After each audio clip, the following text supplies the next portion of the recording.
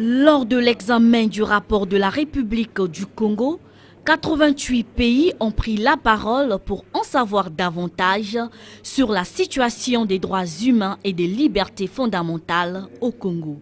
Des interrogations qui, du reste, ont trouvé des réponses convaincantes dans la déclaration synthèse du Congo présentée par le ministre Jean-Claude Gakoso.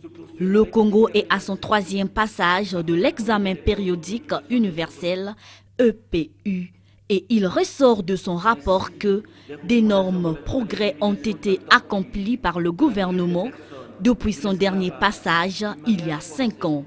Du droit à l'éducation au droit à la santé en passant par l'abolition de la peine de mort, l'incrimination de la torture et de l'esclavage, tout ou presque a été dit. Depuis 2014, la République du Congo s'efforce de progressivement combler son retard dans la soumission des rapports aux organes des traités. Ainsi, les rapports suivants ont été présentés. Le rapport sur la Convention contre la torture et autres peines ou traitements cruels, inhumains ou dégradants. Les 3 rapports sur la mise en œuvre de la Convention relative aux droits de l'enfant et récemment le 7e rapport relatif à la Convention sur l'élimination de toutes les formes de discrimination à l'égard des femmes. Cette coopération se poursuit avec détermination afin d'apporter des réponses aux préoccupations des autres mécanismes. Au plan régional, la République du Congo entretient d'excellents rapports avec la Commission africaine des droits de l'homme et des peuples, ainsi qu'avec le groupe de travail de la Commission africaine sur les populations et communautés autochtones. Notre pays bénéficie en outre de la collaboration et de l'appui technique du Centre pour les droits de l'homme et la démocratie en Afrique centrale, basé à Yaoundé au Cameroun. La législation interne dans notre pays a été renforcée par des améliorations substantielles grâce à un processus hardi de réforme qui se poursuit encore. À cet égard, la République du Congo a entrepris un vaste chantier de révision de nombreux codes afin d'harmoniser sa législation nationale avec les instruments juridiques internationaux relatifs aux droits de l'homme, dûment ratifiés par notre Parlement. Il s'agit notamment du Code pénal, du Code de procédure pénale et du Code de la famille. Ainsi, les recommandations relatives à l'incrimination de la torture, de la traite des personnes, de l'esclavage, du mariage forcé, du travail forcé, trouvent-elles leur pleine traduction dans les différents codes en révision. L'abolition de la peine de mort a explicitement été inscrite dans la Constitution de la République du Congo, adoptée par référendum en octobre 2015. Une Constitution, Monsieur le Président, Mesdames et Messieurs, qui institue à côté de la Commission nationale des droits de l'homme d'importants organes chargés de préserver la cohésion sociale par la justice, l'équité, la paix des cœurs et la tranquillité des esprits en puisant dans les plus vieilles traditions de la palabre africaine. La nouvelle Constitution a donc institué un Conseil national du dialogue, un Conseil consultatif des femmes, un Conseil consultatif de la jeunesse, un Conseil national des sages et un Conseil consultatif des personnes vivant avec handicap.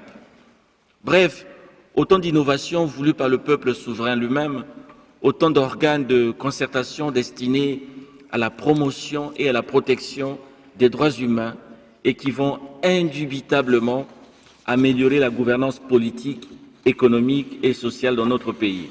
Le ministre des Affaires étrangères a tenu à rassurer les Nations Unies et particulièrement la délégation togolaise en quête de détails sur la situation humanitaire dans le pôle, qu'il n'y a plus d'hostilité dans ce département et que tout le pays vit en paix.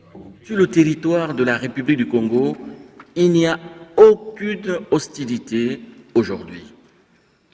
Sur quelques portions du territoire que ce soit, le pays est dans le calme total, le département du Poul, la région du Poul est dans la paix.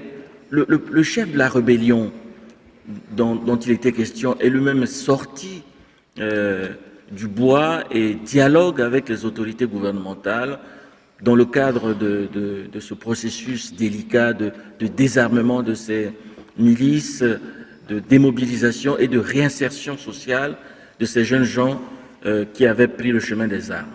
Au sujet de la liberté d'expression, c'est du ministre de la Communication et des Médias qu'est venue la réponse.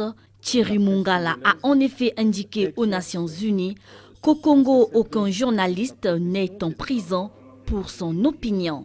Aucun journaliste n'est emprisonné ou inquiété du fait de l'exercice strict de sa profession de journaliste.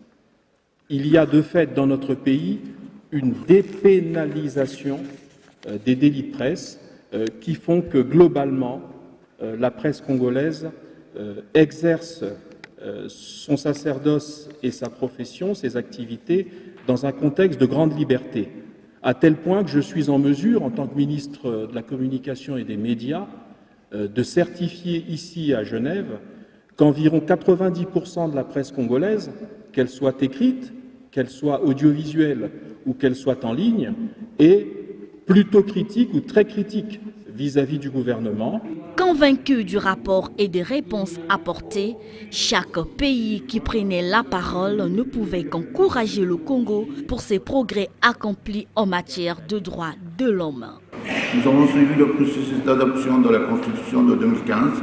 Comme le rapport national souligne, ce texte a produit plusieurs dispositions susceptibles d'améliorer l'état de droit de l'homme.